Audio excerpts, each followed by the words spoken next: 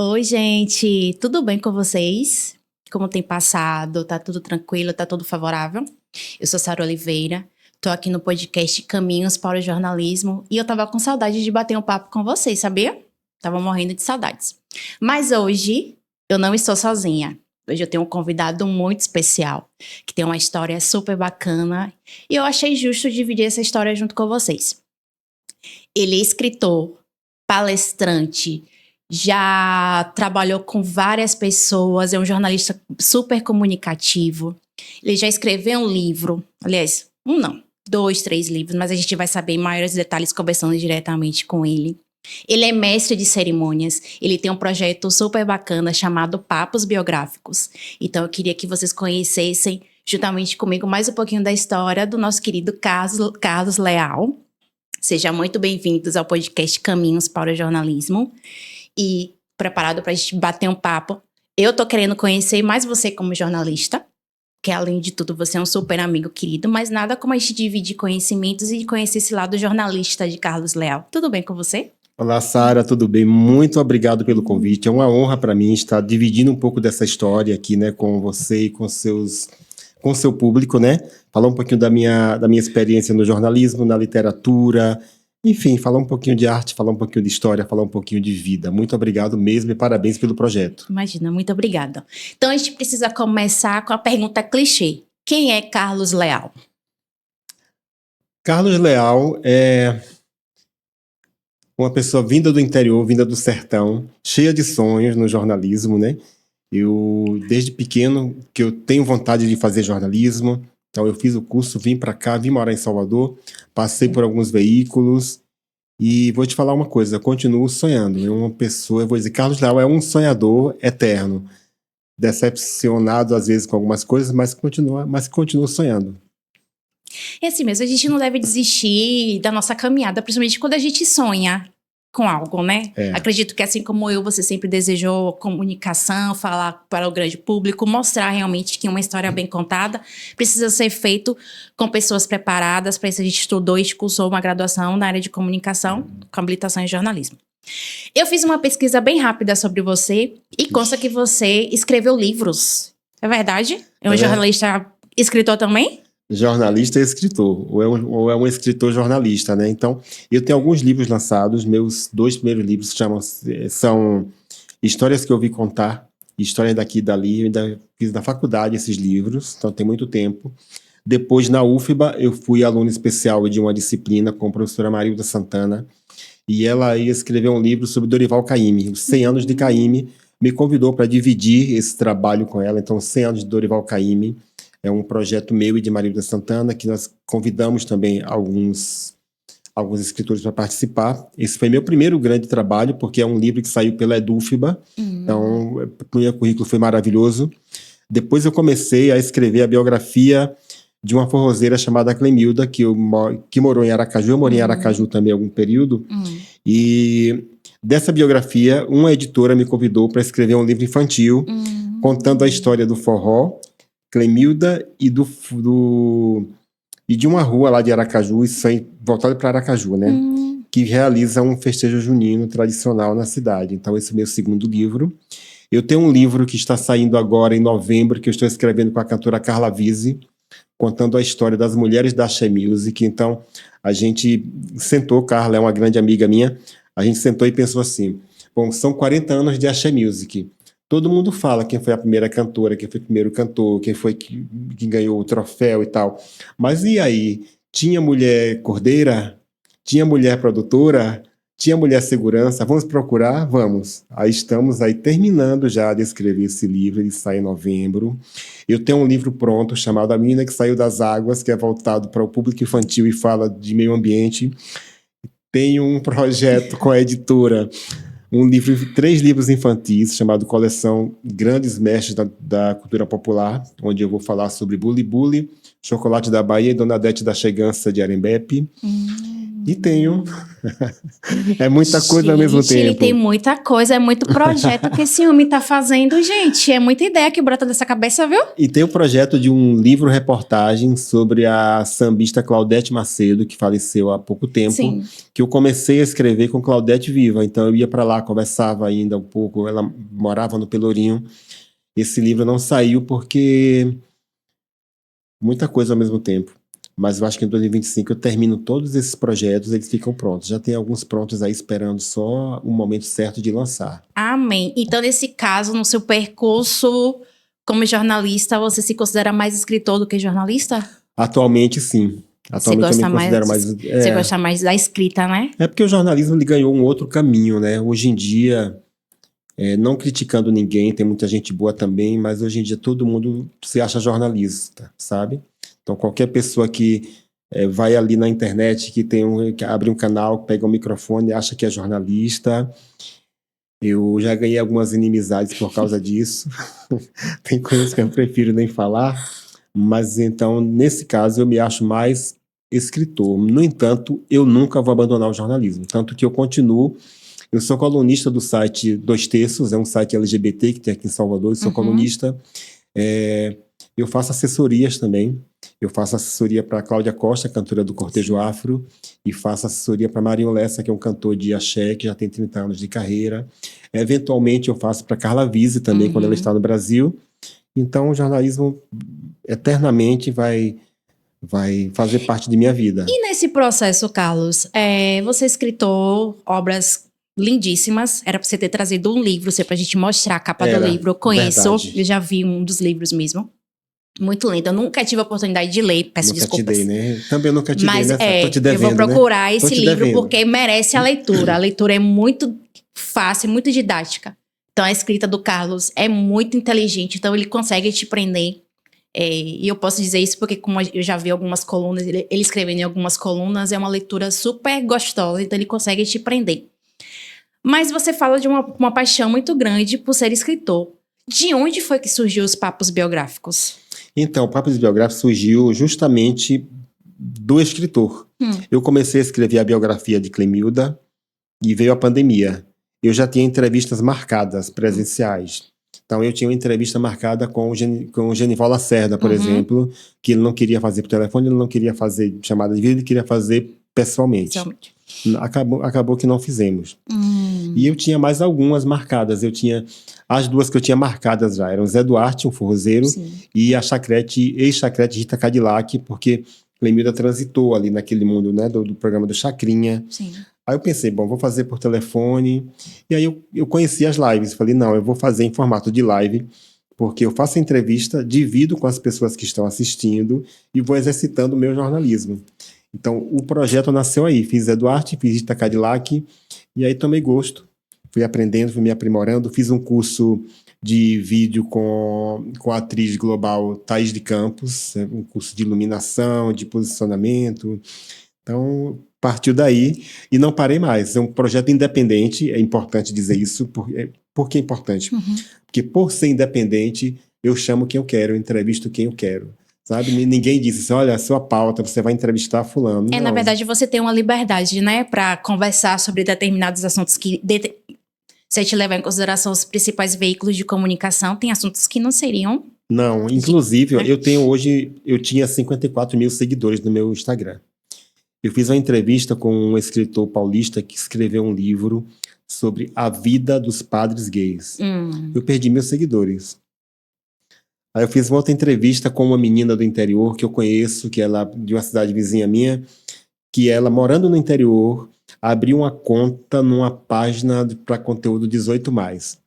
Aí perdi mais uma porrada. E junto com esses seguidores que você perde, você é xingado, você é ameaçado, você passa por todo esse processo, né? Porque a internet não é terra de ninguém. Não é, mas as pessoas acham que ali elas podem tudo. E aí eu fico pensando, bom, perdi seguidores, né?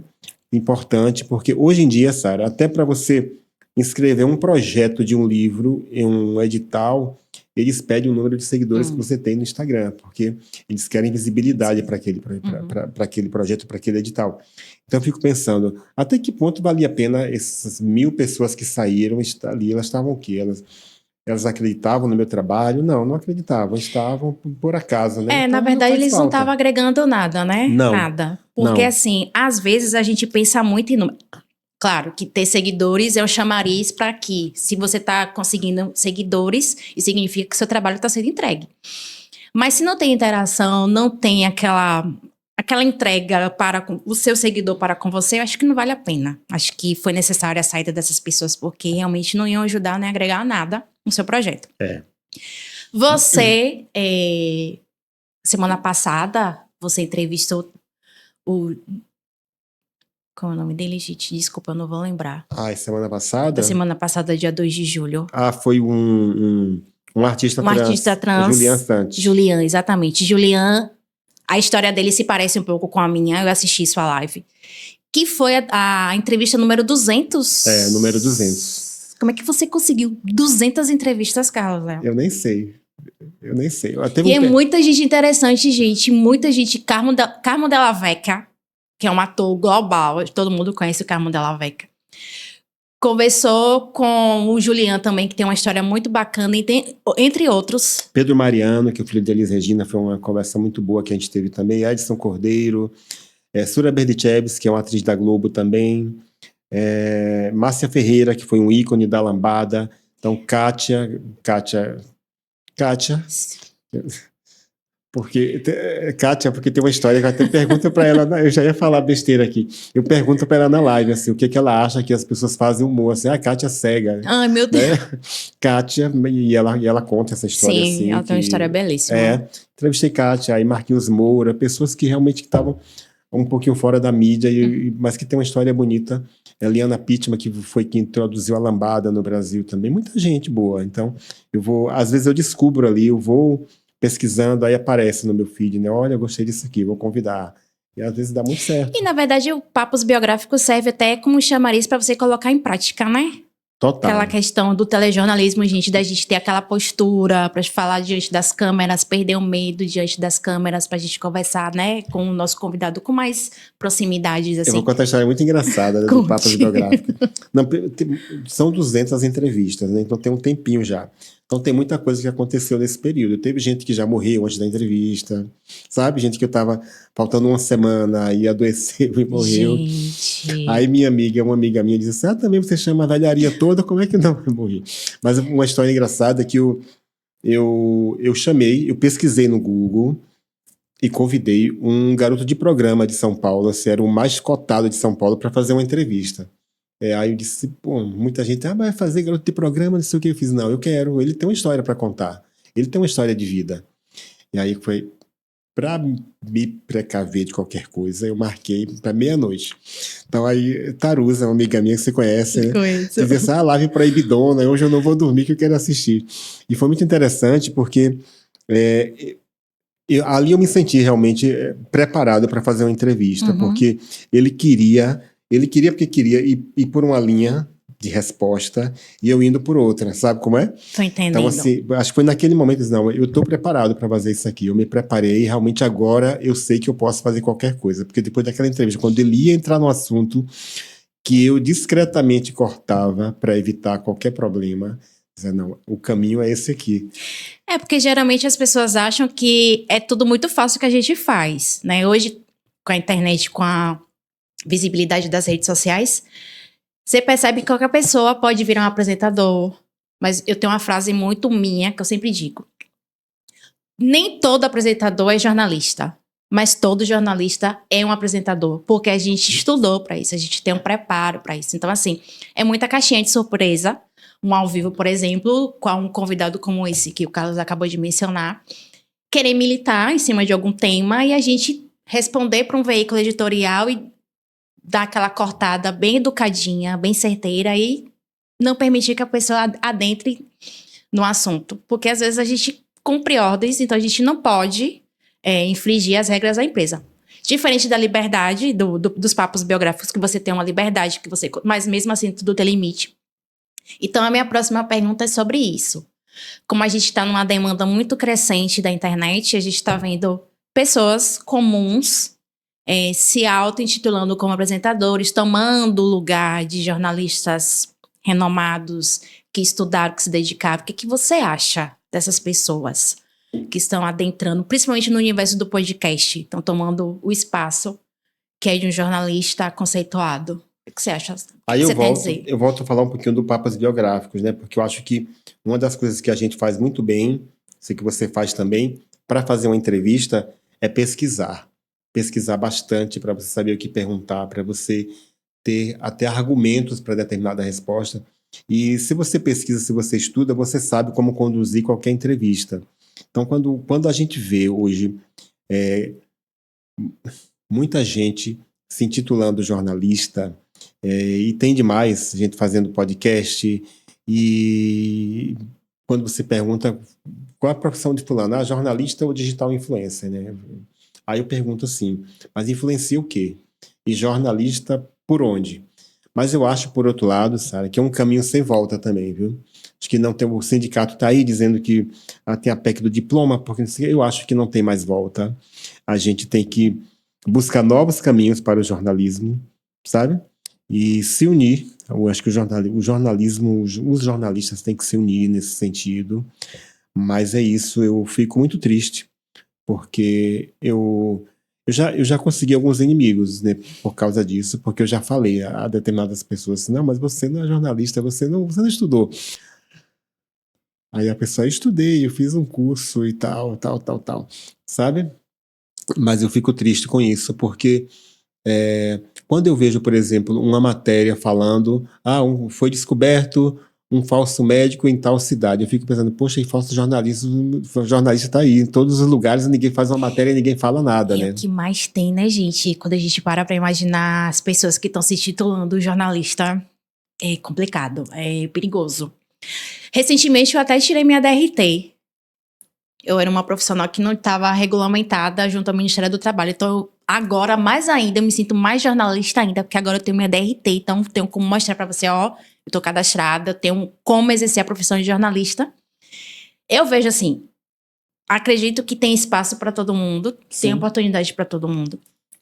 Mas eu acho que nem todo mundo que se diz preparado como a gente tem essa oportunidade. A gente está sendo ultrapassado por pessoas que têm mais seguidores, pessoas que têm mais poder de visibilidade, ou então alguém consegue comprar a sua vaga em determinado local. Ou conhece alguém muito dono de uma empresa de comunicação e essa pessoa consegue ocupar aquele espaço que eu digo com todas as letras, gente, esse lugar é nosso, é meu, é do Carlos, que também é jornalista. Então, a gente também precisa ter esse espaço dentro do jornalismo. Você falou mais cedo que você também é colunista da 2/3. 2/3, isso. Do público LGBTQIA+. Isso. Qual a importância de você ter acesso, ser um dos precursores, porque querendo ou não, você é voz ativo desse público que às vezes não é escutado, é tão marginalizado? Você acha que é uma responsabilidade fazer parte da coluna 2/3? Muito, muito, muito, muito. Eu já conhecia o site, já conhecia o trabalho do Genilson Coutinho, que é o editor do 2/3, né? E eu não falei desse projeto. Eu tenho um projeto também que seria levar para as escolas uma atividade de acolhimento ao público LGBT. Eu trabalhei em uma determinada escola aqui que tinha tinha um projeto, era tímido, mas tinha. Aí eu pensei, foi o que eu pensei na época, eu vou me aproximar do público através do 2/3 e fazer esse projeto rodar. Acaba que o projeto não, eu nem pensei ainda em como vou fazer, mas vou fazer se eu tiver vivo para fazer tudo que eu quero fazer ainda. Mas eu acho importantíssimo. Quando eu conversei com o Genilson, eu pedi para ele um espaço quinzenal para falar sobre música, né? Aí eu fiz o primeiro texto falando sobre termos LGBTs na música brasileira dos anos 30 até o ano 2000. Então foi uma série, foram 3 matérias que saíram, 3 semanas diferentes, e a repercussão foi tão boa que Genilson me pediu para continuar. Aí eu continuei, E aí ele começou a me pedir entrevistas, né? Faz uma entrevista com tal pessoa. Isso para mim já foi uma credibilidade que ele estava me dando, porque o site já tinha credibilidade, já tinha uma equipe lá. E eu comecei a fazer. Aí, eis que eu faço uma entrevista, eu descubro na revista Globo Rural um cowboy gay de Goiânia. Ele disse, olha, esse cara dá uma boa entrevista por 2 terços. Aí vou, Cássio, a gente quando quer vai e descobre, né? Com toda Descobri o certeza. contato. Eu fiz a entrevista e foi uma entrevista que teve, acho que 70 mil comentários, pra você ter noção, assim. Então, a partir daí, eu venho fazendo esse trabalho voluntariamente. Eu escrevo, às vezes, o que eu quero. Quando eu vejo uma coisa interessante, eu vou e mando. Mas eu acho importantíssimo, sabe? Eu acho que tem um outro veículo que tem uma editoria Sim. aqui, né?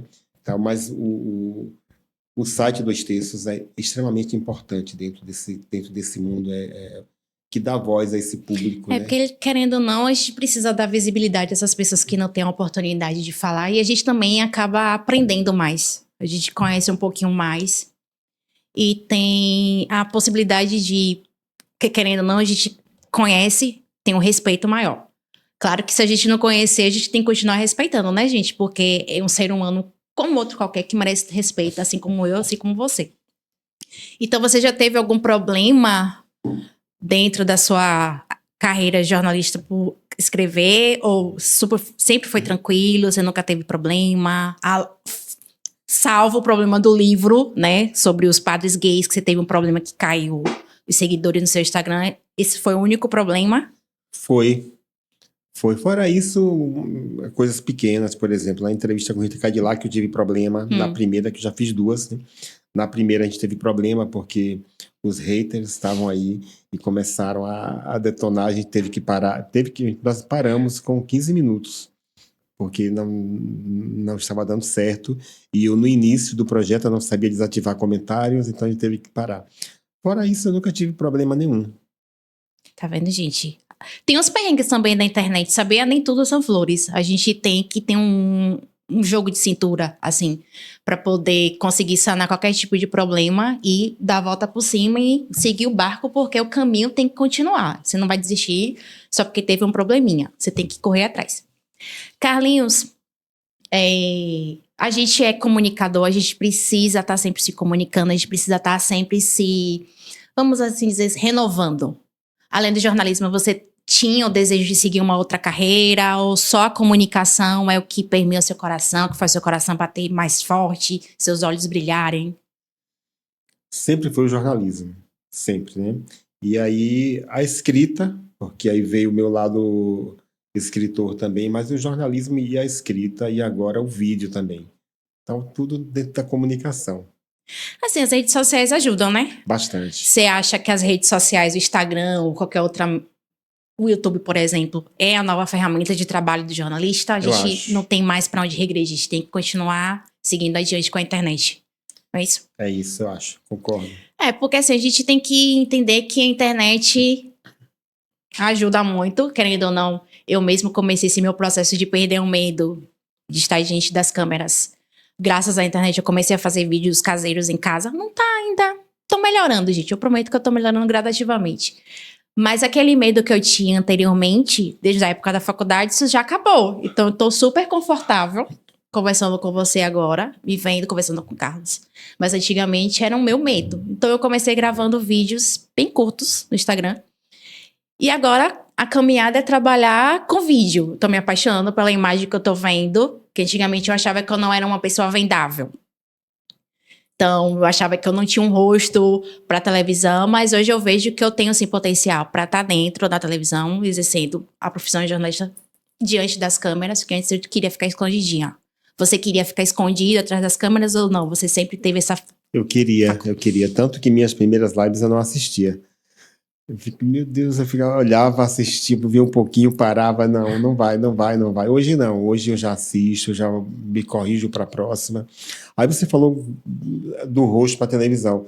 Mas qual é o rosto para televisão hoje em dia? É tão multi, né? Então hoje você não existe mais aquele padrão. Acho que isso hoje em dia já Já foi por água abaixo. Podcast é um projeto que você vislumbra, você tem vontade de fazer seu próprio podcast, você tem alguma ideia, algum projeto que você queria colocar em prática? O que você acha? Eu tenho vários outros projetos, né? Inclusive transformar o Papos Biográficos em podcast, que eu acho que seria uma boa, né? Porque eu gosto muito do nome e muita gente já conhece, É interessante que muita gente já me pediu para participar do Papos, gente que eu não queria, e eu vou dizer, não tenho, já estou com agenda cheia para 2 meses, agenda cheia, ótimo, hein? Já estou com agenda cheia para 2 meses e tal. Então, assim, muita gente já conhece. Recentemente, eu voltei na minha cidade, lá para Ipiranga, eu fui curador de um evento lá, o primeiro festival literário do município. E muita gente foi lá me ver porque me conhecia do Papos Biográficos. Ai, que lindo. Interessante isso, né? Porque o poder que tem as redes sociais, a internet. Então, às vezes, estou conversando com alguém e digo, né? Alguém lá de Manaus, já entrevistei gente de Manaus. Se não fosse a internet, isso não seria possível. Então, acho que o caminho é esse mesmo. Não, Papos Biográficos é um nome muito chamativo. Eu jurava que eu já tinha visto esse nome em algum livro, alguma coisa assim. Mas quando a gente vê o produto mesmo, quando eu tava fazendo a pesquisa para entender mais, porque eu te conheço, a gente trabalhou juntos, Trabalhamos gente. juntos, a gente trabalhou numa faculdade aqui em Salvador. Carlos era da parte de comunicação.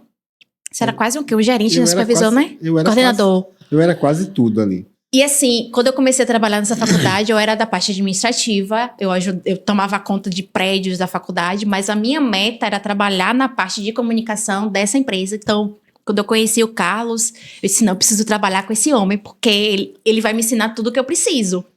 Só que, o acaso da vida, a gente trabalhava em projetos, né, que a comunicação acabava por organizar alguns eventos e a parte administrativa tinha que ajudar, então, oferecer estrutura, água, café, colocar cadeira e tal.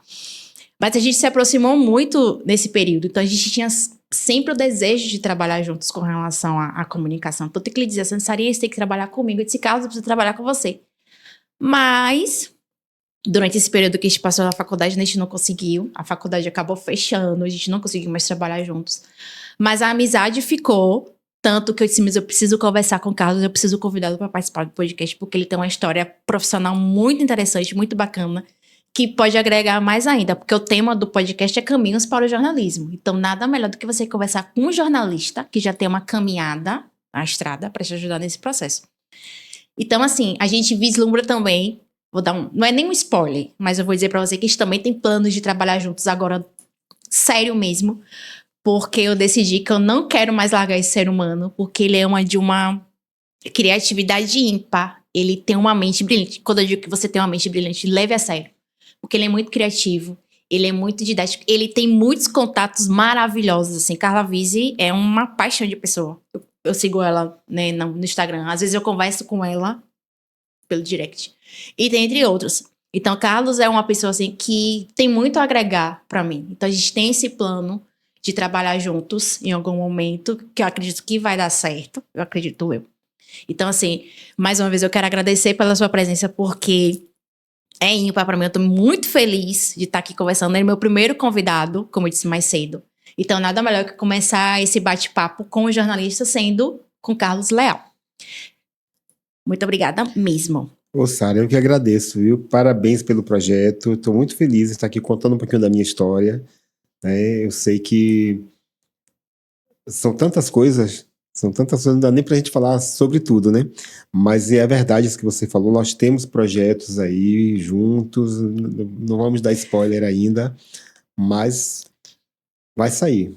E assim, se vocês puderem acompanhar Papos Biográficos é muito interessante. Então, se alguém também puder patrocinar, eu agradeço muito, porque é um projeto que merece continuar. São 6 anos, não é isso, Carlinhos, de projeto? 6º ano já, isso. Já são 6 anos de projeto. Então, é muita conversa interessante que você pode agregar. Tem coisas que, se você nunca ouviu falar, por exemplo, tem a história da Share Music, que é muito mais ampla do que a gente está acostumado. Então, ele conversou com precursores mesmo, com pessoas que fazem o diferencial no carnaval, porque não é todo mundo que conversa com cordeiro para saber a realidade de um cordeiro no carnaval. Às vezes são pessoas até invisibilidade, que passam por uma invisibilidade muito grande dentro do carnaval. Então você dá essa oportunidade. Então você é um porta-voz dessas pessoas que não têm a oportunidade de aparecer. É de muita responsabilidade. Bastante, Né? bastante. Eu entrevistei, por exemplo, o compositor de Faraó, que ninguém sabia quem era.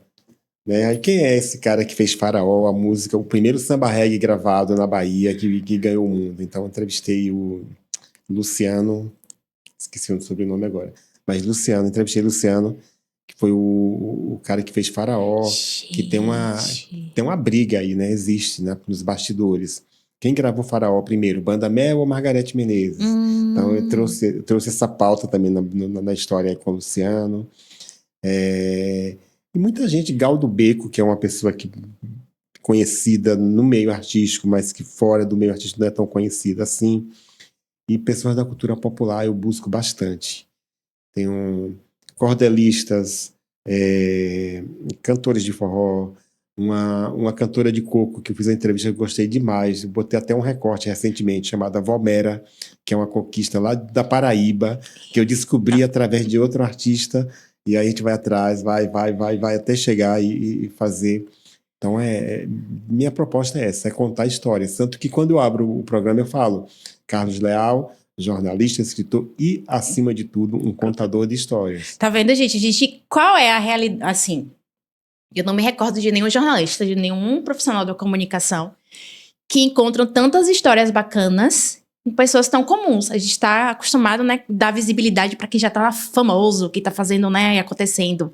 Ele não. Ele dá oportunidade para quem tá começando, para quem tem uma história bacana, porque ele quer agregar a história à caminhada dele como jornalista.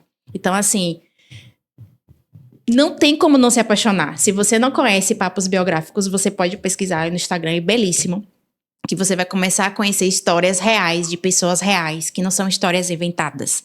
São histórias que te ajudam a entender o seu pertencimento na sociedade. São pessoas que escrevem o seu nome na história mesmo. Então, assim, Papos Biográficos é meu xodó, tá no meu coração. E não largo, ainda mais depois que eu pesquisei sobre isso. Então, eu sou uma seguidora. Eu sigo Papos Biográficos da gente, para dizer que né, só conversa, eu conheço o projeto. Como você também é escritor, você pensa em escrever algo voltado para o público LGBT? Você tem vontade? Penso. Eu já tenho um romance quase pronto, que eu esqueci de falar. Por que eu disse isso? Porque ele soltou isso na minha pesquisa. Ele soltou isso. Se ele não falar, eu vou perguntar. Porque é muito interessante, gente. É um romance. Então, pense que tem umas pegadas. Logo. Interessante essa história do romance, que surgiu assim. Lá no grupo educacional que trabalhamos, Sim. Eu tive a oportunidade, a diretora na época, professora Margareth Passos, me deu a oportunidade de fazer uma produção de um evento chamado Sarau Convida. Foi um evento com muitos artistas baianos para arrecadar dinheiro para o Lar Vida, que é uma instituição que acolhe crianças com problemas, né? Sim. Que fica aqui em Canabrava. Então, ali eu comecei a trabalhar com produção e me apaixonei também. Aí comecei a produzir coisas de Carla Vise. Hoje eu faço algumas coisas com Cláudia Costa, com Marinho Lessa. Fiz uns trabalhos também com outra grande amiga, que também é escritora, que é a Ingra Liberato, que muitos conhecem como Ana Raio, né, que fez a Ana Raio. E nesse carnaval eu produzi Marinho Lessa. Produzi e fiz assessoria. Então foram 4 dias de Barra Ondina. E essa história do romance que eu estou escrevendo surgiu do trio elétrico, observando uma cena no trio elétrico. Olha, isso aqui dá uma história. E a história está quase pronta. Eita, nós tá vendo que a gente acaba descobrindo e fazendo ele falar algumas coisas, gente. Porque o projeto é lindo. O Sarau Convida, eu tive a oportunidade de trabalhar juntamente com o Carlos na época. E era belíssimo as apresentações. Tinha vários alunos da faculdade que conseguiram, nesse momento do Sarau Convida, a gente mostrar o seu real trabalho. Então, muita gente que cantou, que dublou, que dançou. Então, foi lindo. Eu lembro dessa época que a gente ficou até tarde no teatro. Era um teatro que pertencia à própria instituição de ensino. Então, a gente ficou até tarde conversando com os meninos também. Então, foi um projeto lindo que poderia em algum momento voltar. O que você acha de voltar esse projeto Sarau Convida? Por acaso, hoje eu estava pensando nisso. Eu disse, olha, porque eu sempre falo com Carla, quando você voltar, a gente volta com o projeto. Mas Carla Foi fazer mestrado, aí emendou com doutorado, não sei se volta, se não volta. Eu disse, olha, eu vou ver com outra pessoa, porque o Lar Vida precisa muito, Sim. né? E é um projeto que agrega bastante. Então, para você ter uma ideia, já passaram pelo Sarau Convida nomes como Gil Melândia, Márcia Freire, Márcia Short, Jerônimo, Flávia Venceslau, além de Carla Vise, né? Então, acho que os grandes, Mônica Sangalo, os grandes nomes da música aqui da Bahia já participaram, a gente convidava, eles iam voluntariamente. Acho que deve voltar esse projeto, eu não sei como ainda vou conversar com Carla, assim que eu tiver a oportunidade, porque como foi um projeto meu e dela, eu tenho que conversar com ela. Exatamente. Então, deve voltar, Sarinha. Pense aí em uma agenda de telefone, contato de WhatsApp desse povo. Como eu queria ter esse celular, gente, só pra ter contato desse povo. Porque eu conversaria adoidado. Pense que o celular de Carlos Leal é uma preciosidade. Só vendo. Então, a qualquer momento, a Carla Vise voltando e dando o aval, a gente pode ter mais uma edição do Sarau Convida, que o último foi em 2019, não foi? Foi antes da pandemia, depois foi. Não teve mais, né? Não teve mais, é. Não, a gente pode voltar com o projeto mesmo sem ela aqui. Eu só quero conversar com ela, olha, eu queria dar continuidade, pode ser? E assim, o cenário de cultura soteropolitano tá precisando de eventos desse porte para ajudar, porque tem tanto talento escondido por aí. Bastante. Tem muita gente que tá precisando de dar uma...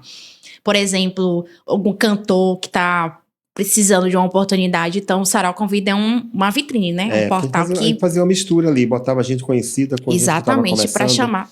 Aluno da faculdade, como você falou, que às vezes não tinha essa oportunidade de cantar em um teatro, a gente misturava ali com os grandes artistas também.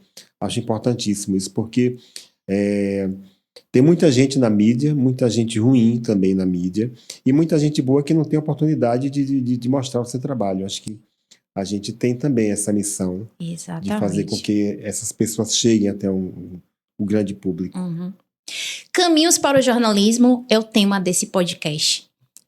É um tema que eu escolhi para realmente mostrar essa caminhada profissional. Você, como jornalista que já tem uma certa bagagem, e não adianta dizer que você não tem, ele tem bagagem, sim, gente. Ele já contou histórias, ele agrega. O que significa para você caminhar com o jornalismo? Hoje em dia são várias possibilidades de caminhar com o jornalismo. Então, quando a gente se forma... Acho que eu me formei há muito tempo, né? Minha trajetória é mais longa que a sua. O caminho era esse, assim, ou você ia para o jornal escrito ou para a televisão, né?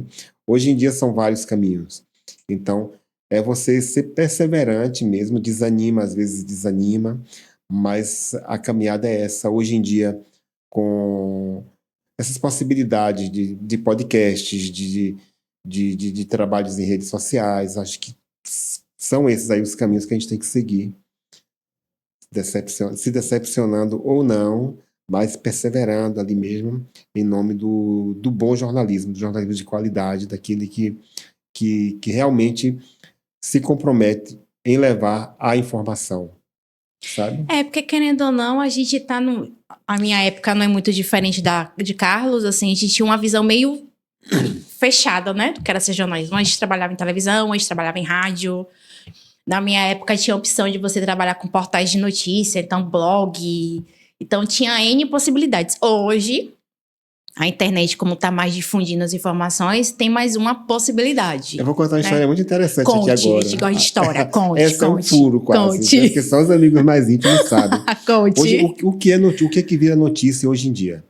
Você vê esses jornalistas, nem sei se são de lá de São Paulo, de muitas fofocas, né? Você vê fulano de tal, sei lá, tá namorando com fulano, essas historinhas que saem assim. E muitas são fakes.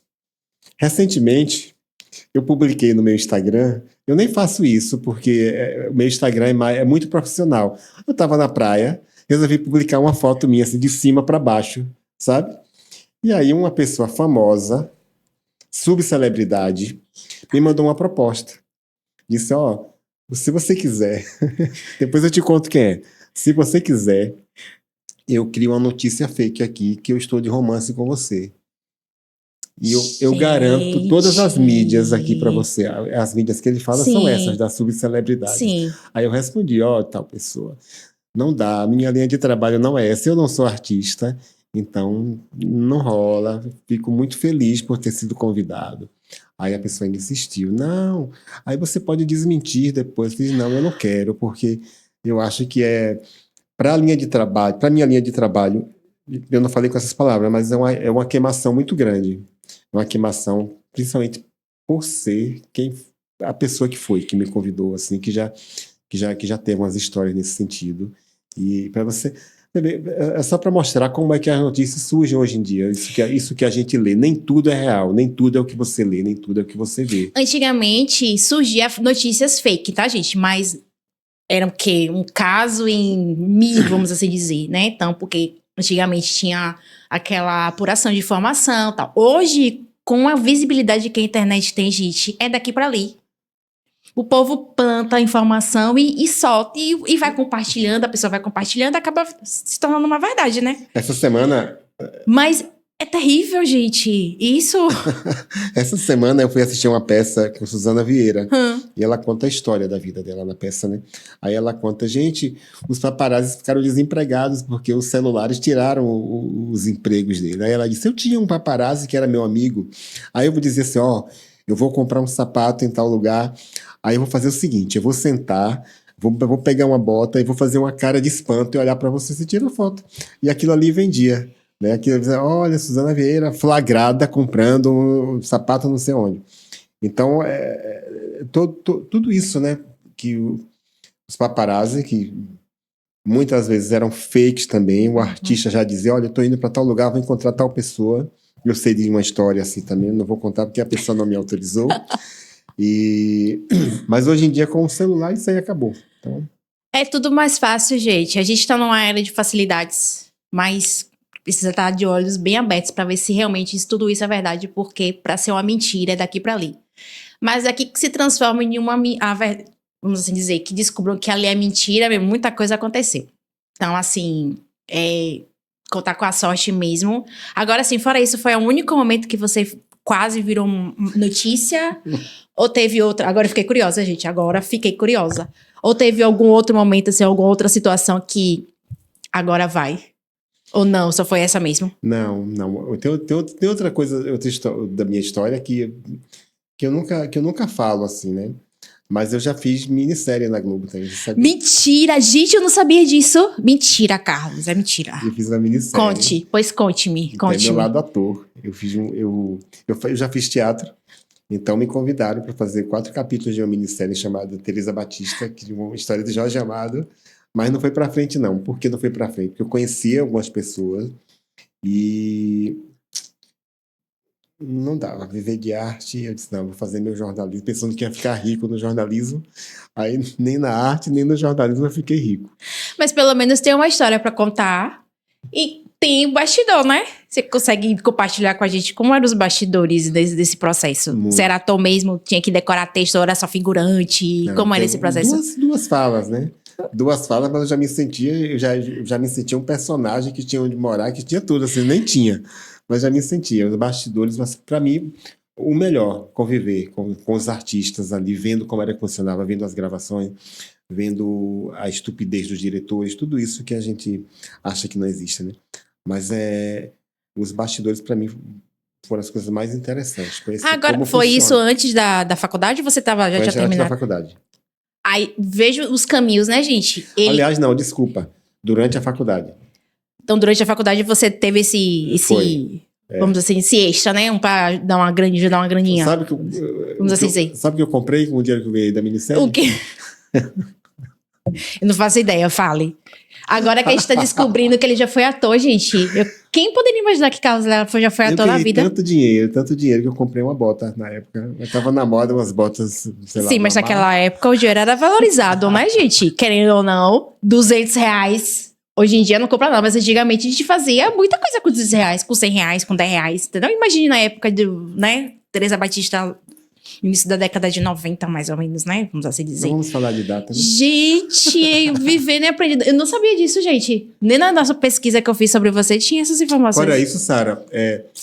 Esse meu lado escritor, sim, o que tem me deixado... Esse meu livro que eu falo, o infantil, Histórias de Dona Miúda, a Rainha do Forró, me deu muitas alegrias. Primeiro foi o prefácio, que foi de Mabel Veloso. Sabe, Mabel Veloso escreveu o prefácio do livro. Para mim foi um presente dos deuses. Só te cortando rapidinho, Mabel Veloso, gente, é irmã de Caetano Veloso, viu? Caetano de Só para Betânia, constar. Mabel que escreveu.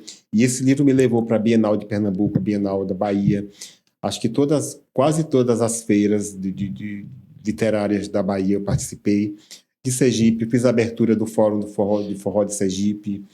Então, não dá para ficar rico, mas dá para você se sentir feliz também. Pertencente, né? Você se sente útil. Porque, querendo ou não, a sua obra tá reverberando por aí, né? E agora, o último evento que eu participei foi esse de lá de Paripiranga, da minha terra, e aconteceu uma coisa que nunca tinha acontecido nas minhas palestras. Eu falei sobre o livro, falei sobre a história, e quando eu queria colocar uma música, mas na hora essa tecnologia não dava, não ia. Quando eu terminei de falar, as pessoas começaram a cantar, levantaram e começaram a cantar. Foi uma das coisas mais emocionantes. Gente, assim. Que lindo! É. Então você também é mestre de cerimônias? Também. Apresentei algumas coisas aqui na Unirui, já para Carla Vise. E aí a minha primeira palestra. Dá tempo de contar aí dessa história? Dá tempo. Eu muito tímido. Você lembra que eu era muito tímido? Sim, né? sim. Muito tímido. Sim, muito. Eu falava, não gostava de microfone, não gostava de câmera, de nada. Eis que uma amiga minha, que é cantora de Aracaju, na noite de São João, foi cantar em Estância, que é na Linha Verde. Aí me liga, olha amigo, vou fazer um show em Estância. Eu falei, não dá, porque eu estou em Salvador. Venha. Aí ela me deu a ideia, você vem, você pega um ônibus para Estância, aí fica, depois do show você volta de ônibus. Aí eu fiz, eu vou. Tá. Aí eu fiz isso, né? Não ia para lugar nenhum no São João, peguei meu ônibus, fui para Estância. Quando eu cheguei em Estância, comecei a tomar licor. Não fiquei bêbado não, mas aí a Van chegou com minha amiga, a gente começou a conversar, e ela disse, olha, eu vou fazer um evento e tal, e estava querendo um palestrante para fazer a abertura, eu pensei em você. Aí eu fiz, claro, pode botar meu nome. Efeito do licor. No outro dia, quando eu acordei em casa, eu disse, Deus, eu falei sim. E agora, o que é que eu vou fazer? Eu não vou conseguir. Não tem como voltar atrás, gente. Aí foi que eu fiz, eu disse, já disse sim, é sim. Aí procurei Mariana Freire, que tem um projeto chamado A Arte de Falar, um curso de oratória. Falei com a professora Margarete. A professora Margarete liberou, não sei se você lembra, lá no ISBA, tinha um auditóriozinho lá em cima, que tinha as reuniões. Sim, aquele auditório era massa. Ela liberou aquele auditório durante 5 dias, 1 hora por dia. Mariana me deu todas as instruções. Minha palestra ficou maravilhosa. E eu consegui, e foi a partir daí que eu comecei a me desenvolver. Acho que tudo é você querer também, né? Com certeza. Gente, ISBA é o antigo Colégio de Estudo Social da Bahia, aquele que não existe mais, que fecharam as portas em 2020. Aquele colégio, aquela estrutura ali tinha história para contar, assim, muito bacana. Foi lá que nós trabalhamos juntos. A gente trabalhou junto no ISBA. Então, assim, ali era uma escola realmente, tanto uma escola para o público externo quanto para o público interno. Então, tudo que a gente sabe hoje, o ISBA ensinou pra gente. Então, a gente também tem uma gratidão pelo ISBA, pelo Instituto Social da Bahia, que tanto ajudou na nossa caminhada profissional. Infelizmente, acabou fechando as portas em 2020, também devido à pandemia, toda a situação que tinha. Mas a gente carrega no coração ótimas lembranças, hein, Carlos? Bastante. Se aquelas paredes não fossem demolidas, era muita conversa, era muita história, mas que deixou saudade. Até hoje eu lembro com muito carinho do ISBA, assim, porque foi um período... Se o ISBA não tivesse fechado as portas, esse ano eu tinha completado 10 anos que eu comecei a trabalhar. Comecei a trabalhar lá em 2015. Então, foi uma escola, eu aprendi muita coisa. Muitos conhecidos, muitos amigos, né? Fiz muitos amigos lá que também. A gente acabou se perdendo pelo caminho, né? Depois do fechamento do colégio. Mas alguns contatos ficaram, tanto que o Carlos é essa pessoa... Coração de Dorama, tá no meu coração, é um dos poucos contatos que eu não perdi, né? Então a gente sempre tá conversando, sempre tá dialogando. Então, assim, tinha muita história. Então, graças a esse processo com a professora Margarete, aquele espaço que você conseguiu. Então, hoje você tá de boa pra fazer vídeos. De boa, pra fazer totalmente desinibido. Palestra, mediação, tudo. Hoje eu faço tudo. Aí eu tava falando com Carol, que é a dona da editora, que lançou o meu livro, né? A gente tava viajando para Aracaju para fazer um lançamento lá. Aí falando de tudo que eu fazia. Ela, como assim, filho José? Sabe, Carol, se um dia você estiver na praia e eu passar vendendo canga, sou eu. Porque o que me der vontade de fazer, eu faço. Acho que a gente tem que... Não tem que se limitar a nada. Tenho vontade, vou, faço. Mestre de cerimônia. Porque querendo ou não, a gente acaba se limitando, né? A gente acha que o jornalismo é só aquilo que eu já tinha falado anteriormente, né? Só rádio, jornal, TV. Tem N possibilidades. A gente lida com comunicação. Então, sabendo se comunicar, tendo uma postura, sabendo falar, você consegue se desenvolver com toda certeza. Você já fez assessoria de imprensa? Eu faço ainda. Você ainda faz ainda, né? Faço. Você gosta de ser assessor de imprensa ou de boa, não tem nenhuma complicação? Tem. Quais são as complicações de um assessor de imprensa, Carlos Leal? Divida comigo essa informação. As complicações é você emplacar uma pauta, porque muitas vezes tem quem pague para emplacar a pauta, e você está trabalhando ali, exercendo o seu jornalismo de forma honesta, de forma ética, mas tem gente que paga.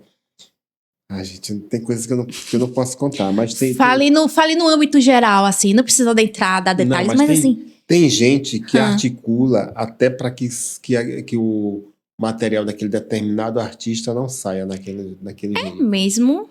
Tá vendo, gente? Isso eu não sabia. Pra você ver que dentro da profissão tem situações que realmente, né? Então, isso eu não sabia, é verdade, derruba a pauta do outro, porque, querendo ou não, tem alguma risca, algum problema, aí acaba descobrindo e derruba. Exatamente. Gente, tá vendo que Sarinha também aprende... Eu tô aprendendo com o Carlos também algumas informações, você tá vendo? Então, assim, você continua sendo assessor ainda? Atualmente, eu sou fixo, sou assessor de Cláudia Costa, que eu já falei do Cortejo, né? Sim. Que dá uma excelente entrevista também, viu? Cláudia é escritora, é professora, ela é educadora, é cantora, é compositora, é produtora, ela é uma excelente entrevistada também. A gente pode convidar a Cláudia, né? Cláudia, vamos bater um papo depois, viu, Fala mãe? com o assessor dela. Eu vou conversar com o assessor de Cláudia, que eu vou bater um papo com vocês já já. Eu faço para Cláudia e Marinho Lessa, que é esse cantor também, que a gente está trabalhando desde o carnaval. Eu e Marinho desde o carnaval e Cláudia já há um tempinho.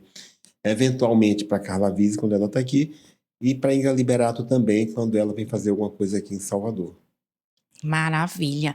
Então, mesmo com entre essas situações todas que você já me contou, esses bastidores, né? Que me deixou mais encantada ainda. Por que ainda continuar no jornalismo? Tá no sangue. Tá no sangue. Eu sempre falo, às vezes eu fico sem estímulo para algumas coisas, mas mesmo que eu saia, que eu já pensei em fazer outras coisas, já pensei em fazer curso da área de saúde, mas depois desisti. Disse, mesmo que eu saia, que eu faça outra coisa, eu não vou deixar o jornalismo nunca. Sabe? Ele vai continuar, sempre vai ter alguma coisa ali do jornalismo. Porque querendo ou não, a última vez o último podcast mesmo que eu gravei, eu falei muito sobre isso. Comunicação tá na gente. A gente precisa se comunicar. A gente precisa vender o nosso peixe. A gente precisa fazer o que tem que fazer. E a comunicação ainda é o cerne, ainda de todo um trabalho. Então, é por isso que eu também não desisti do jornalismo. Porque por mais dificultoso que é a situação... E no meu caso, eu não trabalhei muito na área de jornalismo. Eu sempre estava mais nos bastidores. Era um texto ali que eu conseguia divulgar. Não era tão assíduo como você, entendeu? Eu não desisti, imagine Carlos Leal, a gente desistir do jornalismo. Mas a gente sempre faz essa pergunta, porque, querendo ou não, tem elementos que acabam desmotivando. Agora mesmo a gente tá vendo essa crescente de pessoas que não têm uma experiência no mercado de trabalho, não é jornalista de formação, não tem DRT, não tem o diploma que a gente tem, mas está exercendo a profissão de jornalismo como se nada tivesse acontecido. É como o Carlos falou mais cedo. Assim como tem o falso médico, também tem o falso jornalista. Então, assim, tem muita notícia sendo vinculada que não tem aquela checagem, não tem aquela responsabilidade, não tem aquele amor. O povo tá indo mais atrás do furo de reportagem do que propriamente comunicar, dar aquela notícia pro telespectador, pro público. E isso é muito perigoso, porque querendo ou não, a gente tá dando a nossa voz, a nossa cara, para representar aquelas pessoas que precisam, né, informar. Então isso acaba desmotivando. Mas não tem jeito. Quando a gente é picado pelo mosquitinho da comunicação, do jornalismo, a gente não muda de ideia, não. A gente não desiste. Então a gente vai continuar caminhando, não é isso? Com certeza. Caminhos para o jornalismo vai ser ainda a nossa meta, porque a gente tem muito a agregar. Então, como você pôde escutar e ver, Carlos tem ótimos projetos, mas a gente não vai poder contar agora, porque isso pode dar um spoiler. Mas essa cabecinha do Carlos Leal tá trabalhando, gente, com projetos. Mais ou menos, né? Ele tá trabalhando para trazer mais entretenimento pra gente, mais conhecimento. Então, assim, eu espero que o Papos Biográficos consiga deslanchar. Eu já tô me convidando para estar ajudando nesse projeto, porque merece. A gente precisa dar visibilidade para Papos Biográficos, porque é um projeto lindo. É muito mais do que um simples bate-papo.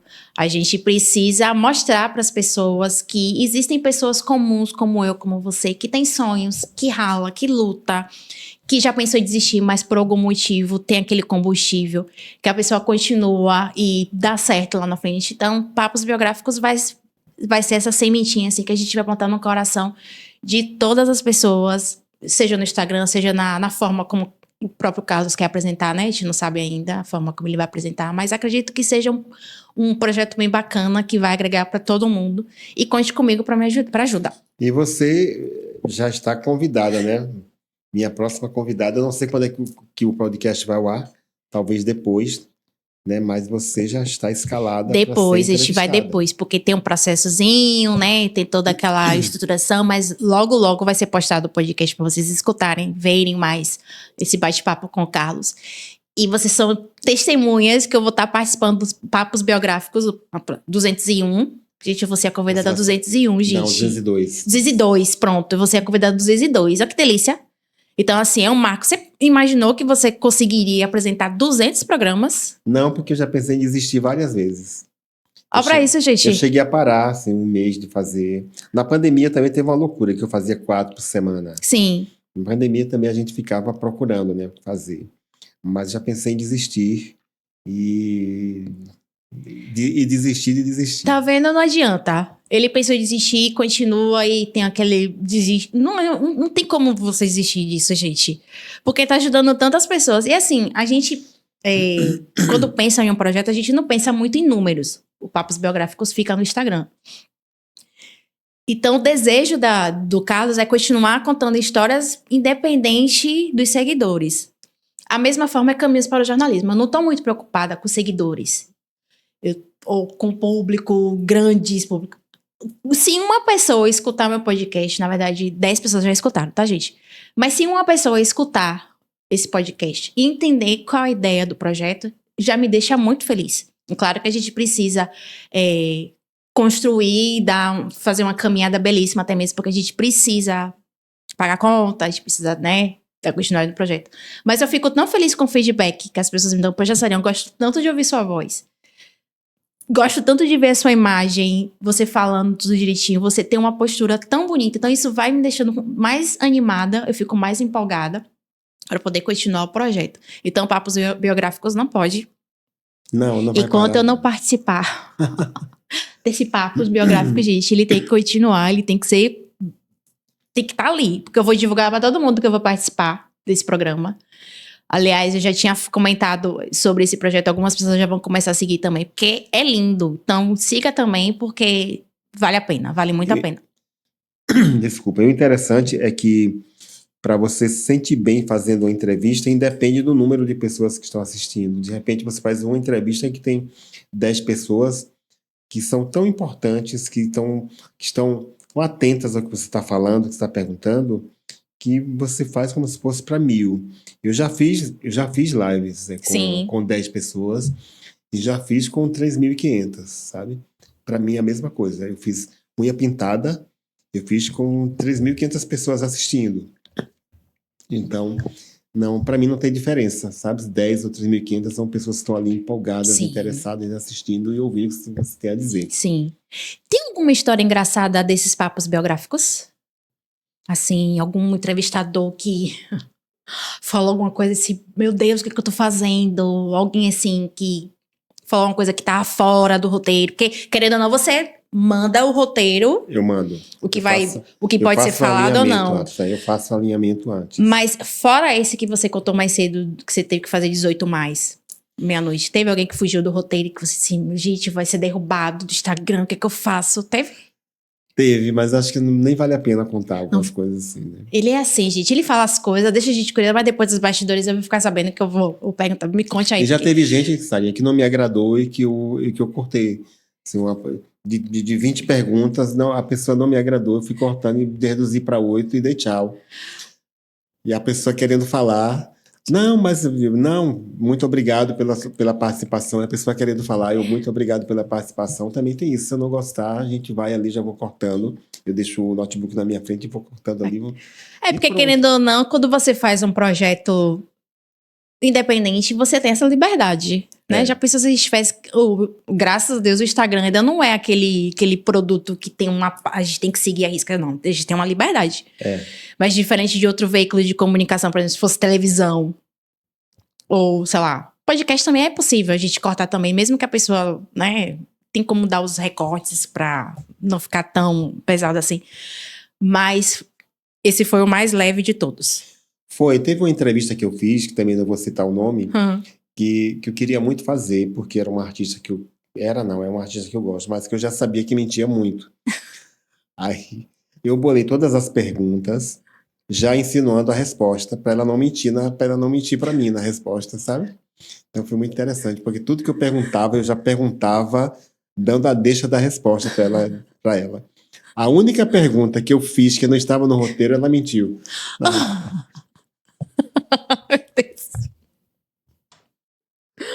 Meu Deus, é sério isso, Sério, gente? gente conhecida, famosa. Gente, tem alguém que você tem vontade de entrevistar, assim, você tem que conversar com fulana, que você deseja ou... Não, você não tem essa vontade, não tem esse desejo, assim? Eu já tive. Meu sonho, quando eu comecei o projeto, era entrevistar a Elza Soares, que para mim era a maior cantora do mundo. Mas Elza já se foi, né? Outra coisa interessante, muita gente daqui da Bahia que eu convidei, algumas pessoas, às vezes não dão nem retorno. Aí eu convidei Fafá de Belém e Adriana Calcanhoto, as duas não puderam, mas deram retorno, assim, de uma forma tão humilde, tão simpática. Gente, às vezes as pessoas se acham tão grandes e pessoas que realmente são estrelas são tão humildes, né, para essas coisas. Então, tinha a Elza, eu entrevistaria tranquilamente Xuxa, minha neguinha. Já convidei até, mas não tive nem resposta. Teve retorno, né? Não. Assim, como é que funciona a roteirização dos papos biográficos? Você vê um tema que tá, ou a pessoa que tá muito em evidência e começa a pesquisar, ou não vai surgindo da sua cabeça, você vai fazendo o convite, quem aceitar, você vai se adequando, como é que funciona? Eu sempre pesquiso, assim, eu quero muito conversar, vou dar um spoiler de alguém, de uma pessoa que eu já tive contato, ele já foi até no ISBA lá para um projeto, que é Vânia Abreu. Essa semana eu falei, acho que eu vou bater um papo com Vânia Abreu. Aí peguei o contato de Vânia, já falei com ela, e aí ela, não, claro, vamos, aí a gente vai. E a pauta eu passo antes, eu sempre alinho a pauta. Sim. Não passo as perguntas, o roteiro vai ser esse, vou falar sobre isso, isso. Então, mas no geral é assim, eu vejo mesmo e às vezes não é conhecido, às vezes é conhecido, aí se tem um tema interessante que aquela pessoa pode trazer ali, Sim. eu convido.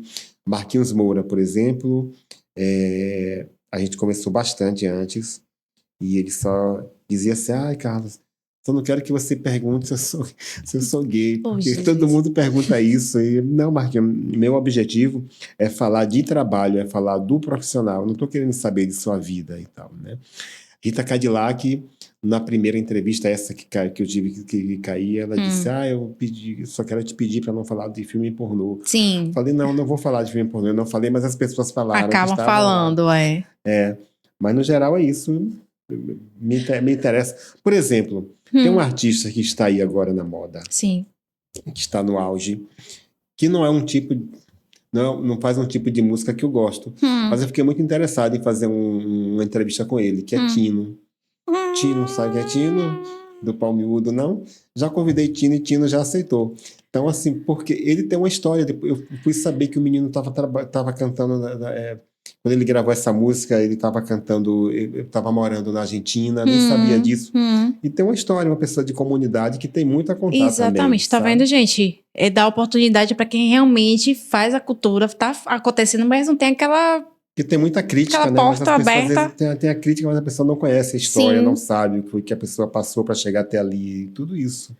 Uma pergunta, uma curiosidade. Quando você entrevistou Carmo Della Vecchia, como é que surgiu o convite? Quem foi que você entrou em contato? Ele foi super de boa pra conversar com você? Foi. Ele é acessível? Eu já estava escrevendo para 2 terços e teve um caso, teve uma entrevista que eu fiz, um papo que eu fiz com um blogueiro chamado Ítalo, que ele é portador de HIV, estava movendo um processo contra um hospital aqui de Salvador, e eu convidei para participar dessa mesma live um advogado que defende a causa LGBT.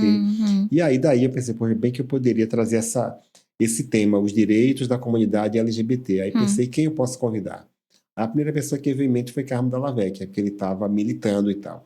Aí eu mandei um direct para ele no Instagram, dizendo qual era a proposta.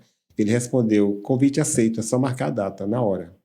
Aí eu convidei um delegado também para falar sobre, mas tudo isso é tudo com pauta alinhada. Eu nunca deixo de passar, olha, eu vou falar sobre isso, para que não tenha nada desagradável na hora. Diz, eu não respondo, não falo sobre isso. É porque, querendo ou não, a gente tem que tomar cuidado também, né? Com o que a gente conversa, as perguntas, não é qualquer coisa que a gente pode perguntar também, não é tudo que tá liberado, não é tudo que é permitido. Então, sempre tem esse cuidado para poder a gente entrevistar a pessoa com mais qualidade e a gente ter o retorno que a gente precisa, senão a gente vai ter dor de cabeça.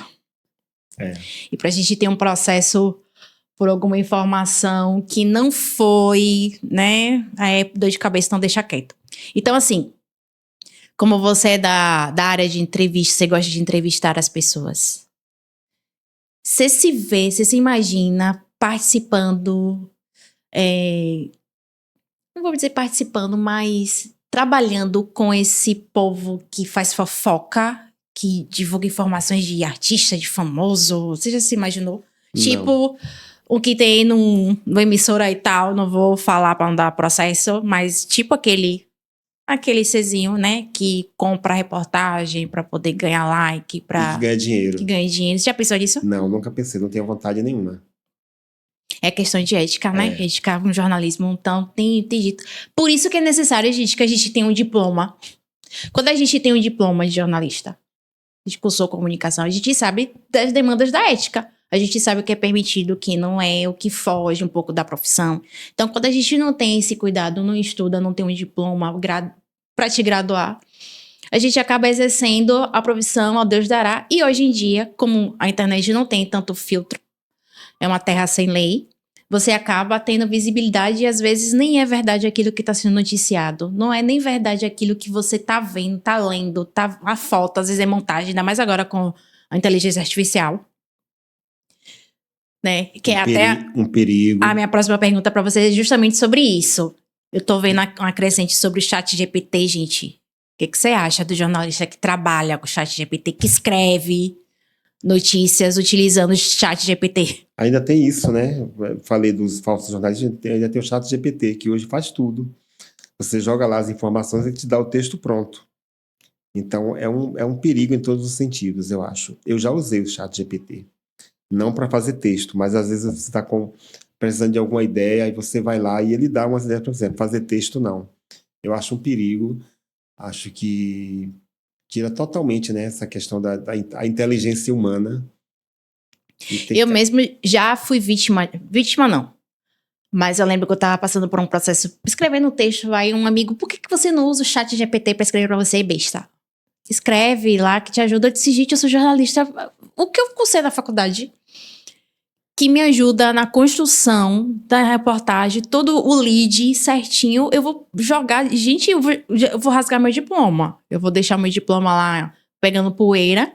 Porque tudo que eu cursei durante 4 anos da graduação vai por água abaixo, porque o povo acha que a gente tem que usar o chat GPT e a criação de imagem. Então, fotógrafo mesmo que tem um maior trabalho para escolher a melhor luz, o melhor ângulo, o melhor não sei o quê. Do nada, você coloca a descrição lá na foto e a foto já sai semi-profissional. Isso é terrível. Fora o que é possível fazer com fotos, né? Um perigo também, assim, para muita coisa. Eu posso pegar 2 fotos e juntar 2 pessoas, por exemplo. É um risco. É um perigo. Tá vendo, gente? Outro dia eu fiz isso para mostrar para um amigo meu. Olha o que eu fui capaz de fazer com sua foto através da inteligência artificial. Então é um risco hoje em dia, porque você já não sabe mais o que é real, o que não é. É perigoso demais, a gente fica sem entender realmente, né? É. Eu mesmo, o grupo de família é danado pra esse tipo de coisa, você receber informação. Às vezes, eu ainda checo pra ver se realmente é verdade. A que eu tô recebendo de informação, né? Os nossos queridos tios do WhatsApp são mestres da comunicação, e às vezes eu fico pensando, será que esse negócio é verdade mesmo? Quando eu vou lá pesquisar, tá lá, já, laranja, fake news. É porque ninguém checa mais, né? Lê o título ali, vem a foto, pronto, já compartilha. Exatamente. Então, ninguém vai atrás, sabe qual é a fonte, se é verdade. E a gente precisa tomar esse cuidado também, porque ainda mais ano que vem, que é ano de eleição. Então é quase certo que a gente vai receber essas informações totalmente conflituosas, assim. A gente vai receber informações que não são verídicas. Então é bom sempre estar checando. E nem todo mundo faz essa checagem. Por exemplo, pra gente construir o podcast, por exemplo, eu pesquisei sobre a vida de Carlos. Então tudo que eu tô dizendo aqui é algo que ele me informou, que eu pesquisei na internet. Então não é nada falso, vamos assim dizer. Mas se eu não tivesse essa preocupação e fosse irresponsável com o meu processo de trabalho, eu poderia jogar qualquer tipo de informação e né? É interessante, eu já participei de uma live, alguém me chamou para participar de uma live, não me perguntou nada, não, acho que não preparou uma pauta, e começou a fazer umas perguntas assim que não estavam me agradando. Perguntas assim da minha vida, né? Aí eu falei, ô fulana, vamos falar disso, é melhor do que você ficar falando, querendo saber como eu vivo, com quem eu vivo, o que eu faço, o que eu deixo de fazer. Meu Deus. Ou seja, tava indo pro pessoal em vez do profissional. Gente, não tem nada a ver você ficar perguntando sobre a vida pessoal da pessoa. Imagine se eu fosse me preocupar com a vida... a gente tô expondo pessoalmente, Carlos, assim. Olha o que a gente já escutou de coisas maravilhosas que ele contou pra gente. Imagina você ficar, Carlos, e aí você tá namorando com quem? E aí você... Não faz sentido. Primeiro que meu objetivo não é fofoca. O meu objetivo é chamar a atenção para a profissão de jornalista, que tá tão decaindo, gente. A situação tá tão feia pro jornalista, que a gente precisa encontrar pessoas que tenham uma caminhada para ajudar a gente nesse processo, até mesmo pra gente confiar que tá tudo certo com a profissão.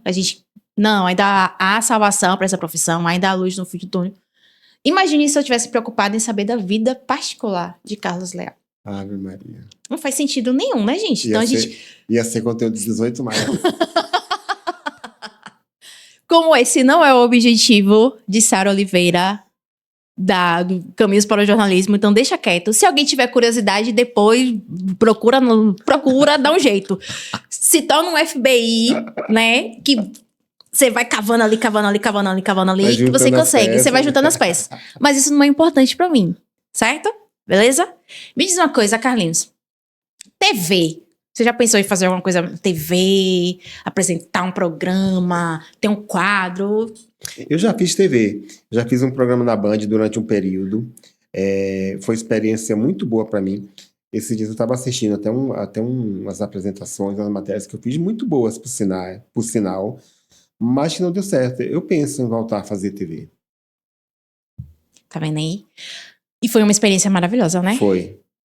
Você pode dizer se alguma coisa que você conseguiu extrair desse programa de TV que você leva pra sua vida? Ou foi só uma experiência? Como foi esse período? Foi muito tempo? Você ficou muito tempo? O programa nós ficamos 6 meses, né? O programa ficou 6 meses no ar. Foi muita coisa boa que eu fiz. Eu vou citar uma matéria que eu fiz que me emocionou muito. E que foi no Memorial de Irmã Dulce, onde eu fui contar a história da irmã e mostrar o memorial. Foi uma matéria que rendeu bastante. Teve uma matéria que eu fiz, até que foi um gancho para outras TVs fazerem matéria. E para que aconteceu o que aconteceu. Que foi uma denúncia da Praça de Piatã, que as pessoas estavam abandonando gatos lá. Então já tinha 400 gatos. Eu fiz uma matéria, e aí na semana seguinte as protetoras mandaram um link para outra TV e foi até que terminaram, que acabaram com a pracinha. Eu lembro. Né? Gente, só para vocês terem noção, a Orla de Salvador, né? Tem a praia de Piatã, tem uma estrutura, tem barracas, tem quiosques e tal. As pessoas estavam abandonando os gatos nesse local. Então chegou uma época de quase 500. Foi. A última vez que eu fiquei sabendo eram mais de 500 gatos abandonados. Então pense, gato, acredito que a maioria não era castrada, então tiveram filhotes. Eu vi muitos filhotes também que eram atropelados. Então era muita maldade, entendeu? Então pense em um lugar, de um passeio de você ficar com a sua família, tava cheio de gatos e era uma agonia terrível esse processo. Então foi graças a você que acabou. Foi graças ao programa. O gatil. O gatil, é. Gente, Gatil porque era público. muito gato, muito. Aí tá vendo? O Carlos Leal também ajuda a sociedade, tá vendo? Então você tem essa vontade de voltar também. Eu tenho vontade. Eu tive uma proposta, acho que eu te falei até, né, de uma TV para um programa, Sim. mas não é o que eu quero ainda. Acho que tem umas coisas para amadurecer, pra gente pensar. Quem sabe eu e você. Olha, gente, ainda bem que isso aqui tá gravado, viu? Porque eu posso usar isso como prova. Eu posso dizer, Carlos, lembra no dia que você esteve batendo papo comigo, que você me convidou? Gente, assim, eu tenho super vontade de participar, de ajudar outros profissionais também. Com o pouco que eu conheço, que eu tenho de experiência, eu posso ajudar também. Não é porque eu não tenho uma caminhada muito grande no jornalismo que eu não posso ajudar outros colegas também nesse processo, porque uma mão ajuda a outra. E uma coisa que eu sinto muito falta no jornalismo, não sei se você tem esse, porém também que um jornalista não ajuda muito o outro, né? Você sente isso ou isso é coisa só da minha cabeça, gente? Não, eu sinto totalmente. Porque diferente das outras profissões, eu vou tirar como exemplo o curso de Direito. O curso de Direito é um ajudando o outro. Um é doutor pro lado, doutor pro outro, e um vai ajudando sei lá, com estágio, com alguma coisa. Os jornalistas, a gente não tem muita essa união, né? Não, é não, muito individualista. Muito pelo contrário, viu? Muito pelo contrário. Muita gente, se puder te derrubar, ele vai lá e derruba. Você já teve alguma experiência assim de alguém te derrubar assim? Já Fora tive. o que você me contou mais da assessoria, além, teve outros episódios? Já tive. Gente, tá vendo aí? Então, assim, a gente procura. Eu tenho essa visão, eu penso sempre nisso, que eu tenho que ajudar o outro. Se eu tenho a agregar, a acrescentar, por que não ajudar? Claro que sempre aberta, sempre atenta também, porque nem todo mundo quer ajuda, muita gente só quer realmente te derrubar, não, né? Então, vê ali, aquela menina é boazinha demais, então bora aproveitar que ela é boazinha demais, sugar até onde pode e na primeira oportunidade te dar um peteleco e jogar você pra canto e você perder várias oportunidades. Eu mesmo nunca tive tantas oportunidades assim dentro da profissão.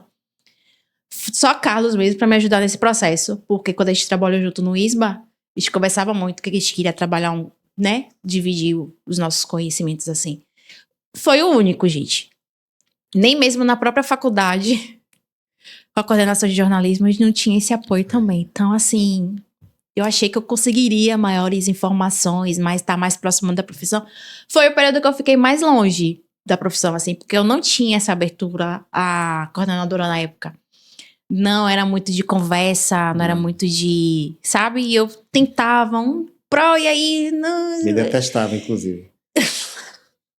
Então, assim, a gente, por exemplo, tem profissionais da área da comunicação que vê o outro como um arqui-inimigo, né? Como um rival. Por exemplo, quando eu entrei pra faculdade, não sei se você teve essa questão, quando eu tava na faculdade, o meu próprio professor, que era coordenador do curso de jornalismo, já deu a real. Eu disse, olha, vocês estão entrando pra faculdade hoje e já vejo o seu coleguinha como seu rival. Então, assim, eu já olhava e disse, gente, como é que pode eu vou olhar uma pessoa que tá ali pra me ajudar? Não. Então, muita gente absorveu isso e começou a ver o outro como rival, então não queria ajudar. Às vezes tinha oportunidade de estágio que não era compartilhada pra todo mundo, quando via a vaga já tinha sido preenchida. Então a gente deixava muita oportunidade de passar, porque o coleguinha não ajudava o outro. E isso também me desmotivou também. Desmotiva bastante, realmente. Não sei se passou com você, se aconteceu com você, na época que teve a derrubada do diploma, que não era obrigatório você ter diploma de jornalista para exercer a profissão. Como foi essa notícia pra você? Porque pra mim, fio, eu chorei até umas horas. Foi chocante. Foi um baque, né? Foi um baque. Mas aí teve passeata, teve manifestação e nada resolveu. Estamos aí até hoje. Né? Eu pesquisei até a semana passada, a Federação Nacional dos Jornalistas estão ainda com uma PEC ainda pra tramitar ainda, pra não ter um abaixo-assinado, tá uma confusão, gente. Eu disse, meu Deus do céu, o que tá acontecendo, gente? Eu não acredito, viu? Você acha que não? Eu acho que não vai. Não acredito muito, não. Gente, ou seja, A gente vai continuar nesse processo mesmo, porque enquanto essa PEC não for votada, vai continuar valendo a não obrigatoriedade do diploma para exercer a profissão. E isso foi dito, a votação aconteceu em 2009, então 16 anos ainda, a gente está nessa luta ainda, para que o diploma de jornalista volte a ser obrigatório, para que a gente possa ter mais qualidade. Não é que, eu acho assim, na época do diploma, que não tinha, todo mundo era diplomado, aconteceu alguns deslizes, né, algumas notícias, algumas informações assim. Mas depois que derrubaram, você não precisa mais de diploma para ser jornalista, foi só ladeira abaixo. Eu acho. Exatamente. Me diz, se você não concordar comigo, você pode dizer, não, Sara, essa informação, você tá errada, porque eu acho dessa forma, porque apareceu tanto programa sensacionalista, apareceu tanto jornalista, vamos dizer, que não é jornalista mesmo. Você pode enumerar quantos jornalistas são jornalistas mesmo, enquanto não tá ali só para ganhar dinheiro, né?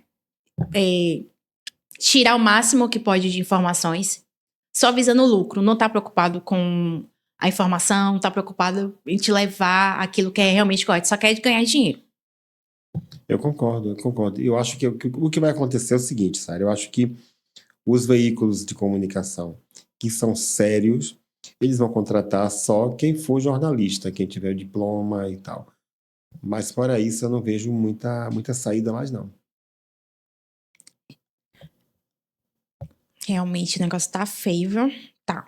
Mas enquanto isso, a gente começa a agir e a fazer da forma correta, como é a profissão. Não é porque o diploma de jornalista não é obrigatório que você não vai continuar sua graduação. Solicitar o seu diploma direitinho, dar entrada na sua DRT, porque quanto mais correta a gente estiver dentro da profissão, a gente tem respaldo, a gente tem como dizer assim, eu sou profissional e você não é. E é isso que eu demorei muito pra entender. Quando eu fui dar entrada no meu diploma mesmo, eu já não queria pegar meu diploma, porque já vou pegar um pedaço de papel que não tem valor nenhum, ó o pensamento da pessoa. E hoje eu vejo que tem um valor muito maior, eu agrego muito mais dentro da comunicação do que qualquer pessoa que apenas fala bonito e tem um rostinho bonito. Então você também já tem seu diploma, né? Você pegou seu diploma, tem tudo certinho, né? Tudo direitinho, né? Fora isso, você tem alguma vontade de escrever algo dentro da área de comunicação ou só essas fábulas maravilhosas sobre o forró, sobre o público LGBTQIA+. Dentro da área de comunicação, acho que do que eu tenho de projeto, esse livro de Claudete Macedo, que é um livro reportagem. Então já é dentro da área, né, de jornalismo também. Querendo fazer uma coisa diferente. Fora isso, não. Ser mais do lúdico, né? Você se encontrou mais no lúdico, nas conversas biográficas sobre o cenário cultural, do que em qualquer outra área, no caso. Sim, então, uma editoria que você tem desejo de trabalhar ou qualquer coisa na área de jornalismo é o suficiente para você? Na verdade, eu me vejo mais trabalhando na área de cultura mesmo, né? Mas, porém, contudo, todavia, entretanto, a gente, quando se forma, vai ir para tudo, né? Se precisar trabalhar na área de política, a gente vai trabalhar na área de cidade, vamos também, que eu já trabalhei em algumas editorias. Mas a área de cultura realmente é a minha praia. Você já foi assessor político? Já. O que você achou dessa experiência?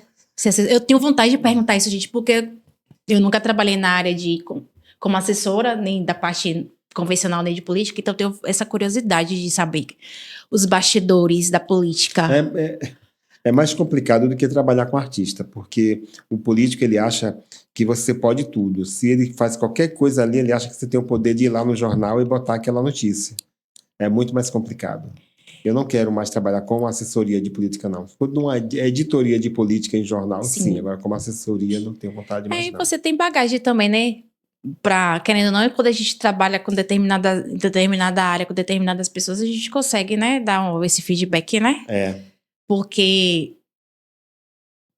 é complicado, né? Como você mesmo disse, político se acha o último biscoito negrisco. Opa, do pacote, fazer o quê? Então, assim, é uma área que eu não tenho vontade de trabalhar. Assim, tem coisas muito específicas que eu sei que eu quero fazer. Eu quero trabalhar mais política. Essa área sensacionalista de que tem esses programas policiais que tem por aí não é minha cara. Então, não participaria, não trabalharia por dinheiro nenhum, assim. Eu tenho muita vontade de trabalhar com assessoria. Eu tenho vontade de trabalhar com apresentação de TV também. palestra. Então, essas coisas de estar mais frente a frente com o público, eu tenho vontade. Mas esse negócio que vai contra aquilo que eu acredito que é correto, não conte com Sara Oliveira para participar, gente. Desculpa, mas é uma coisa que não é vendável pra mim. É invendável, se é que existe essa palavra. Se não existiu, eu acabei de inventar. Porque pra mim, não posso transpassar o meu limite ético. Então, a gente tem que pensar muito na ética, Exatamente, né? Sara. E se jogue, viu? Você tem potencial, então vai em frente. Muito obrigada. Postura.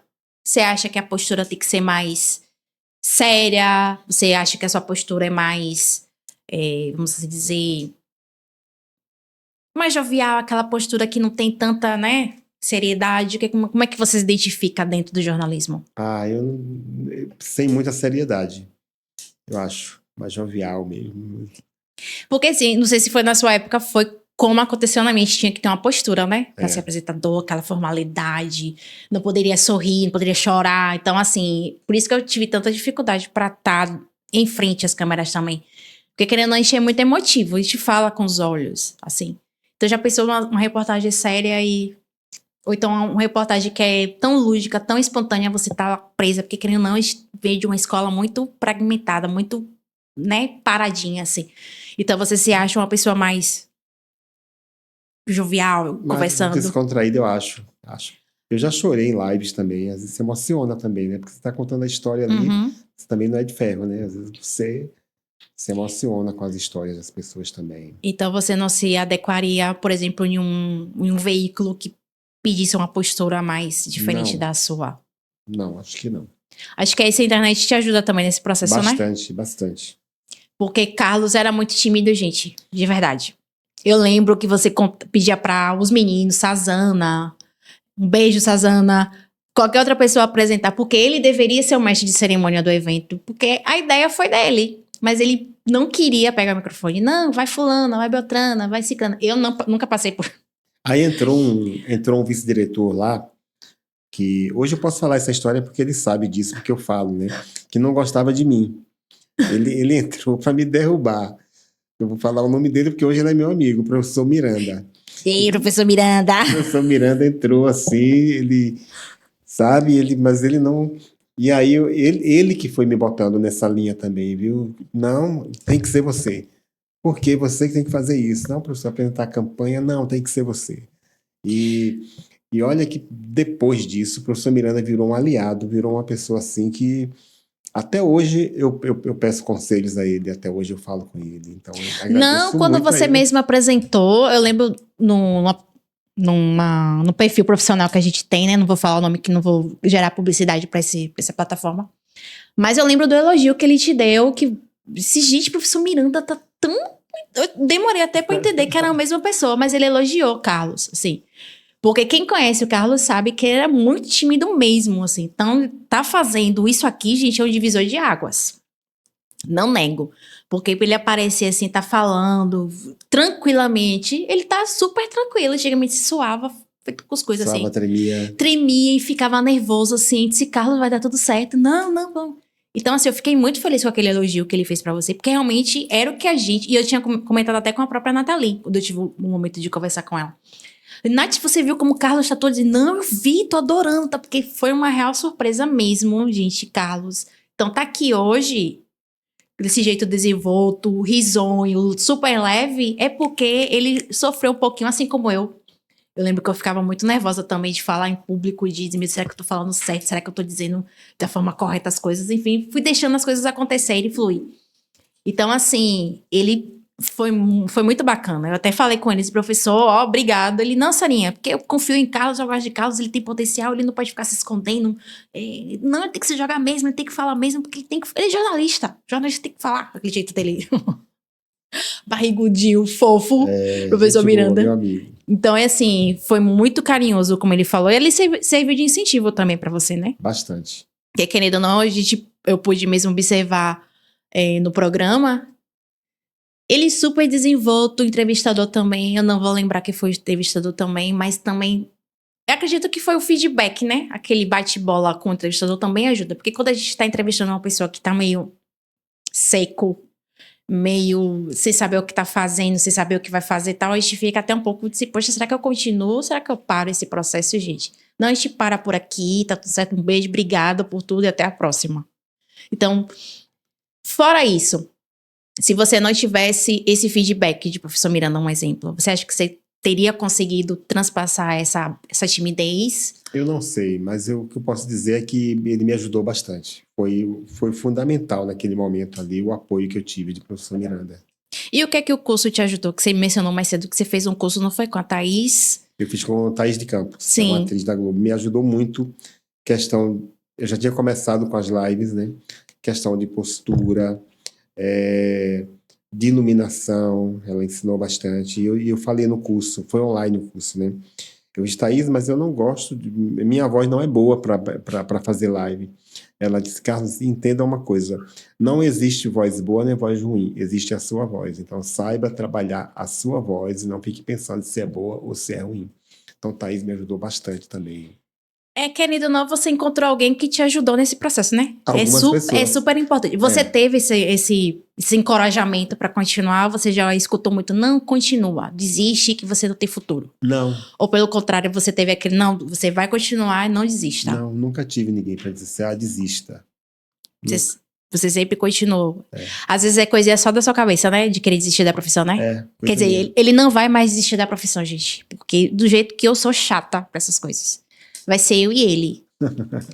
Viu? Eu sou... Assim como eu, às vezes, eu preciso de incentivo. Eu sou fruto de incentivos fora do meu eixo, assim. Todo mundo fala, Sara, você é tão desenvolta.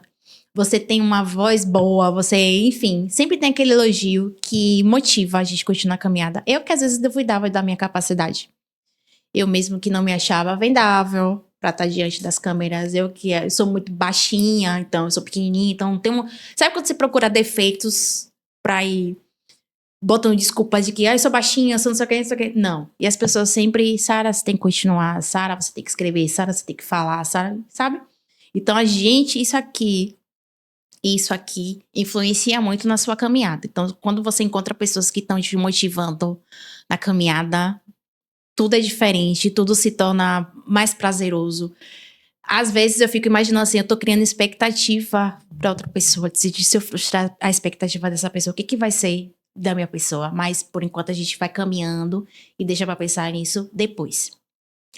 Carlinhos, o processo do jornalismo é muito árduo. Então, o que você pode dizer pra quem tá nessa jornada de desistir da profissão? O que você diria para uma pessoa que tá pensando em desistir?